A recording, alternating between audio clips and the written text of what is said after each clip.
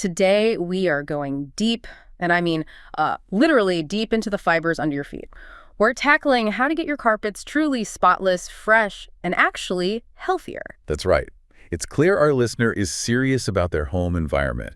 This stack of research on DIY carpet care they sent, it's really good stuff. So our mission is to pull all this together, find the best, quickest, most effective way you can deep clean those carpets yourself.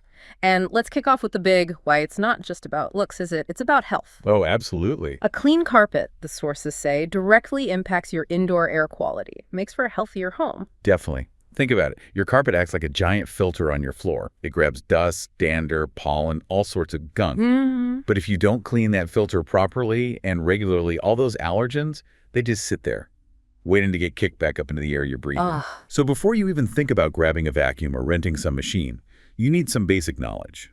And that starts with knowing what your carpet is actually made of. Right. Let's unpack that. Before any scrubbing happens, the sources really hammer this home. Know your carpet type. I guess most people just, treat them all the same. We do. And that's often where things go wrong. So what are the common materials, and why does it matter so much for cleaning? You absolutely have to know your fiber. Guessing is, well, it's usually an expensive mistake waiting to happen. Let's take wool, for example. Natural fiber, really durable, good at resisting guilt initially. Okay, wool. I heard it's tough, but also delicate. If I spill water, is it just about acting fast, or is the deep cleaning moisture the real enemy? It's the excessive moisture, especially being soaked for a long time during cleaning. Wool fibers have these tiny scales, right? If you oversaturate them with hot water and cleaner, those scales can lock up, causing shrinking, matting, and it's permanent. Oh, wow. Okay. So yeah, blot spills immediately. But using a machine that just drowns the wool, that's a potential catastrophe. Makes total sense. The care has to match the material, so what's easier? Well, then you've got your synthetic fibers, things like nylon, polyester. They're kind of the workhorses. Right. Generally durable. They resist like natural ones. And yeah, usually easier to clean with standard stuff. And what about Berber? That loopy kind. It looks really tough. It is tough, but cleaning it, that's another story. Yeah, I found it tricky. Why is that? It's because of that dense, tight loop construction. Dirt gets ground way down into the base of those loops, and it gets trapped. So getting it out, even with a good vacuum, is just harder. The machine has to really work for it. Okay. And you also see carpets advertised with special treatments, stain-resistant coatings and things. The sources mention checking manufacturer guidelines. Oh, that's critical. Yeah. Absolutely critical. If your carpet has a protective coating, you must use compatible cleaners. Often that means something pH neutral. Why is that? Because if you hit it with a really strong alkaline or acidic cleaner, you can basically just strip that protection right off. Oof. Defeating the whole purpose. Exactly. You're destroying the barrier that's supposed to protect your investment. Always check the label or the warranty info if you still have it. Okay, so now you know your fiber type. Step 2 is crucial. Assess the situation on the ground. You need to inspect the condition before you start cleaning. Helps you pick the right method, avoids those costly mistakes we talked about. Surveying the battlefield, what are we looking for specifically before we, haul out the big guns? You need to map out the problem zones. First up, stains. And not just that there's a stain, but what kind of stain is it? Does it matter? Stain's a stain, right? Oh, it matters hugely. Is it protein-based, like a pet accident? Oily, like food grease? Tannin, like coffee or wine? Or just plain old mud? Oh, okay. Different types need different chemistries to break them down effectively. You treat grease the same way you treat mud, you're probably not going to have much luck. Gotcha. And I guess where the stains are matters too, like the main pathways. That's the traffic patterns. Absolutely vital. Think about the route from the door to the kitchen or between the sofa and the TV. Yeah, those always look the worst. Exactly. Those areas get way more wear, the fibers get compressed, and they hold on to the most dirt. They'll need more intensive cleaning than, say, under the bookshelf. And it's not just dirt, is it? I notice in those busy spots, the carpet feels different, kind of flat almost, crunchy sometimes. That's the texture assessment. Is it still plush, or is it matted down and flat? When the pile collapses like that, it's not just ugly. Right. Matted fibers trap dirt and allergens much more easily, and they won't let go during normal vacuuming. But the good news is, sometimes you can restore some of that texture with the right approach. And finally, consider the age and any fading. Look, an older carpet with years, maybe decades, of ground and grime. It might just be beyond what a rental machine can handle. So manage expectations. Right. And if you see significant fading, maybe from sunlight, you need to be careful about how aggressive you are with cleaners. Could make it worse. For really old carpets, the sources often suggest getting a pro's opinion first. Okay, so we know our carpet, we've checked it out. Let's get to the how-tos. The sources list different methods, but can we clarify something first? People talk about shampooing with a rental machine versus professional steam cleaning. Are they the same thing? That's a really important distinction. And no, they're not quite the same, though people use the terms interchangeably. When you rent a machine, you're typically doing what's called deep shampooing, or maybe a basic extraction clean. You put down a soapy solution, it foams, maybe a brush agitates it, and then the machine tries to suck the dirty water back up. Okay, so it relies a lot on the detergent and how well the machine rinses and extracts. Exactly. Now, steam cleaning is the common name for hot water extraction, which is what most professionals use. And that's different how? They use much more powerful equipment. It injects a mixture of very hot water and cleaning solution deep into the pile under high pressure, and then almost immediately extracts it with incredibly strong suction. Ah, so more power, less water left behind. Precisely. They use less water overall, the heat helps break down dirt, and the powerful extraction removes more moisture and residue. This means faster drying times. And less chance of mold or that sticky residue that just attracts more dirt later. Back to the health thing again. It all ties together. Now let's talk tools. For this to work well, your toolkit matters, starting with the vacuum. We're not talking about your little handheld dustbuster here. Right. What specifics should you look for in a good vacuum for this? You really want a quality upright vacuum. Key things are strong suction power, obviously, but critically, HEPA filters. Why HEPA specifically? If you care about air quality, HEPA is non-negotiable. High-efficiency particulate air filters trap those tiny microscopic particles, pet dander, pollen, dust mites, instead of just churning them back into the room. Okay, good point. Anything else for the vacuum? Yeah, look for adjustable height settings so you can match it to your carpet pile, and make sure it has good attachments for getting into edges and around furniture. And for the cleaning solutions themselves, like we said, if it's wool or specially treated, go for that pH-neutral product. Read the labels carefully. What about natural options? The sources mentioned baking soda quite a bit. Does it actually work? It really does, especially as a deodorizer. It's mildly abrasive too, so it helps lift some surface dirt. Any tricks to using it? Yeah, the sources had a neat tip.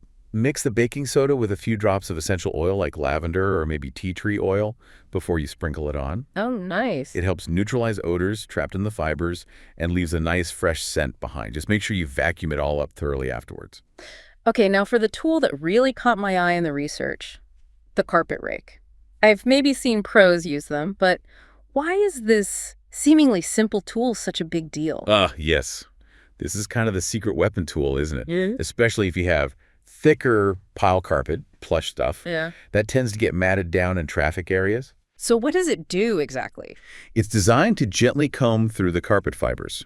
You use it before cleaning sometimes to lift and separate the fibers, loosening dirt, and definitely after cleaning, while the carpet is drying.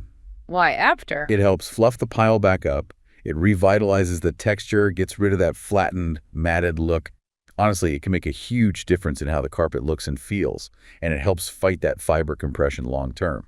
It's like brushing tangled hair before you wash it, and maybe again after. That's a great analogy. Okay, I'm sold on the rake. And quickly, protective treatments. Worth it. Definitely worth considering, especially after a deep clean. Applying a protector, particularly in those high traffic zones, adds a barrier that helps repel spills and stains, giving you more time to clean them up before they set. Smart move. All right, let's pull this all together. The sources laid out a pretty clear process. Let's call it the 5-step deep clean shortcut. How does it go? Okay, step 1 is prepare your area. Sounds basic, but it's essential. Get all the furniture out, lamps, small rugs, everything off the floor. The most annoying part, maybe. Maybe. But don't skip it.